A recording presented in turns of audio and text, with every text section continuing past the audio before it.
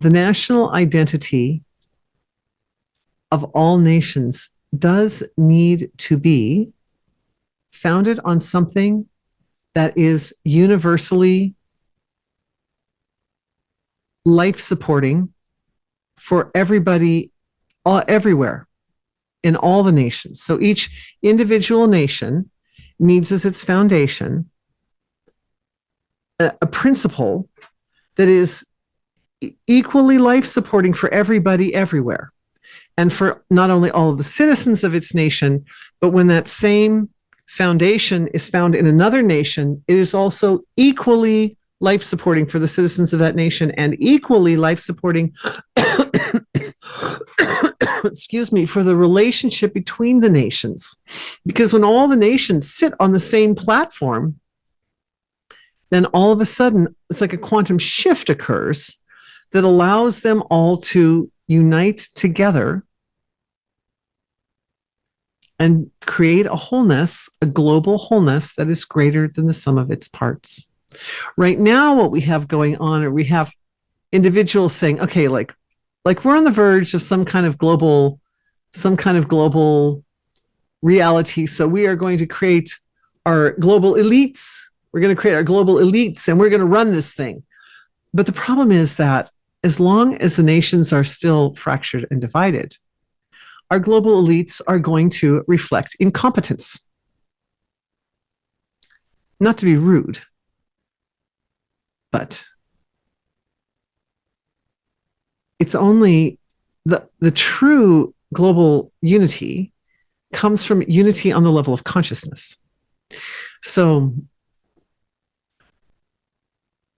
identify my birth country, Philippines' national identity. The lady who wrote this question, this sweet lady, our Filipino friend, we can call her our Filipino friend. You know that the Philippines will always have a sense of national identity. And then its sense of self, or the way the Filipino nation identifies itself, can have a foundation of evolution, highest evolution. Just like if all the other countries, we're just going to say in an ideal world, all the countries' foundation, because like, okay, in America, the foundation's freedom.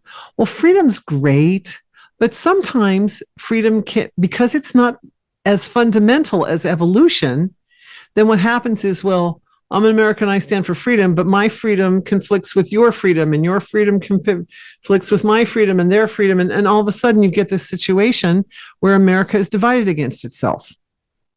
Because our foundation as a nation is not something that is absolutely good for everyone. And it's not to say that freedom isn't going to be there, because freedom is actually part of the national identity. So we could say the national identity is a little more superficial, right? I mean, one would hope that all nations will provide some way for their people to live so that everybody feels everyone has the freedom to evolve. If you put evolution as the foundation, then that becomes, freedom becomes ingrained. Did Americans lose their foundation and adopt freedom instead? I don't know. But I do know that we all need to get it back. So for the Philippines, the Filipino people call themselves the butterfly people. It's one of the things I love so much about the Filipino people, because butterflies are so beautiful and they're so delicate. They're such refined, they're almost like, butterflies are like flowers without stems, aren't they? They go wafting by and they're so colorful, and their wings are like little petals, and it's so beautiful. And the Filipino people are like that, peaceful, right? Very, very peaceful people, very, very kind people, not out to, it's not like they don't call themselves the lion people. They call themselves the butterfly people because butterflies are nice. So those qualities that make the Filipino nation unique do not need to be lost. They become stabilized when the foundation is on the highest level, when the foundation aligns with the highest potential of the nation as a whole and of the people as individuals at the same time. Then the Filipino people will be the exquisite butterfly people of the world, and will be a miracle of nature's creativity and beauty and glory. It fits perfectly with the principle or the premise of putting evolution as the foundation. Because if we define evolution as taking a form that best expresses the divine, right? Divine expression. If we define evolution as ever moving toward divine expression, well, how perfect is a butterfly? It's just such a miracle of nature's functioning, right? Such a divine. Butterflies are used as symbols of the divine because they fly. They fly up, they fly above problems. They fly, that principle of flight is one of the things that's, it's just so beautiful. Well, the Filipino people are so beautiful. Can we do a healing for peace? Our question is, can we do a healing for peace?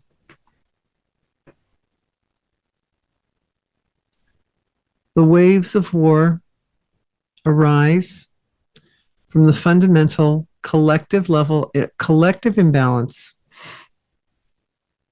of a deep truth needing to surface and being camouflaged or covered up by illusion, falsehood, misinformation, disinformation.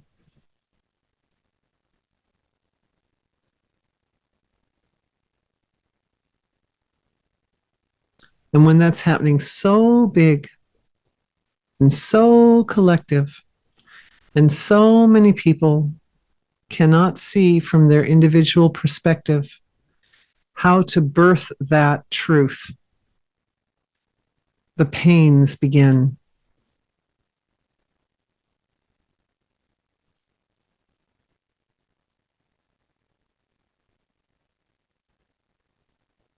Really, it's all for the sake of opening a bigger truth, like a nut, cracking the nut open and pulling out the good stuff on the inside. Peace. Peace is the nutcracker. Peace is the implement that you reach in with. Because peace, the grace of God, peace is the place where awareness slides down, and same for Our Lady in the last part we were talking about, where the awareness slides down underneath that darkness. Peace is that energy of unification that allows the awareness to slip underneath, to slip into the gap, to slip into the very most abstract levels of consciousness where the resources are accessible. And that movement is such a delicate movement. It is the movement of peace. It's not, the situation isn't good, I'm going to go out there and start smashing skulls. It's the situation isn't good, and where is that softness? Where is that deepest softness of awareness that allows me to dig into the quiet center, the soft, quiet center of all solutions, so that the revealing of truth occurs in a manner which is dignified and honorable and worthy of all of us. It's worthy of us as a collective which is greater than the sum of its parts.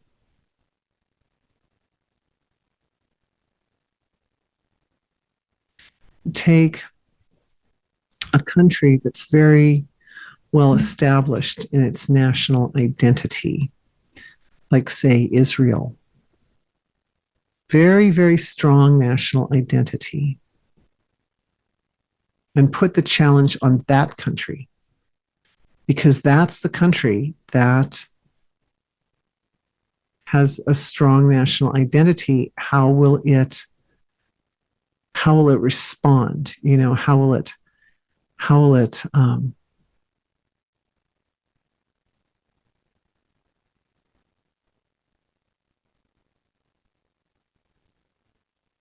I'm just feeling the movement of it. What happens is when the awareness goes in the gap, the seed of the imbalance is illuminated and identified. And then the seed of the imbalance in that state of illumination is imbued with the resources to grow.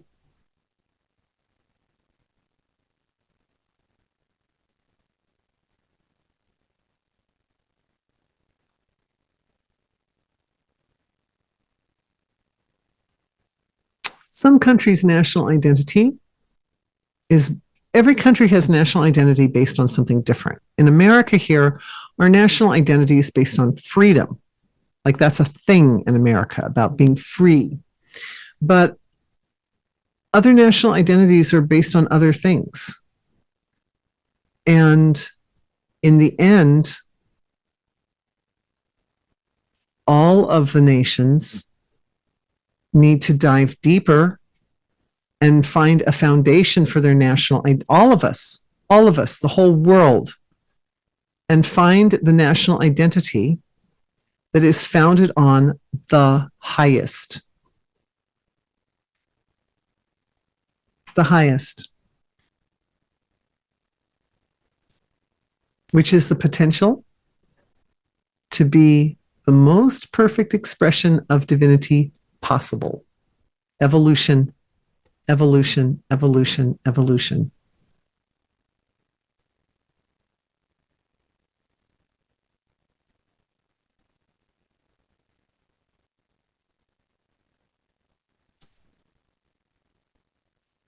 It's so easy to rest in the silence of being. And to be the instrument for the flow of a solution. We can take that solution, we don't just put it on one spot, but it goes to all the nations, to help all the nations find a common foundation for their national identity. And that doesn't mean that each nation doesn't still get to keep its unique characteristics and qualities. But when the foundation is the same, essentially the same foundation for all the different countries, then that is the thing that binds them together into a whole which is greater than the sum of the parts.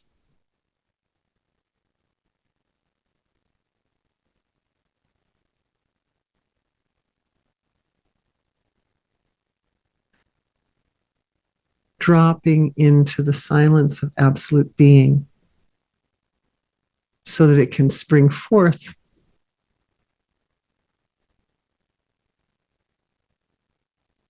Lots of shifting. In order for that to happen, the individuals have to be there too, at least a certain percentage of them have to be there. But that's okay. We're getting there. I think we're getting there.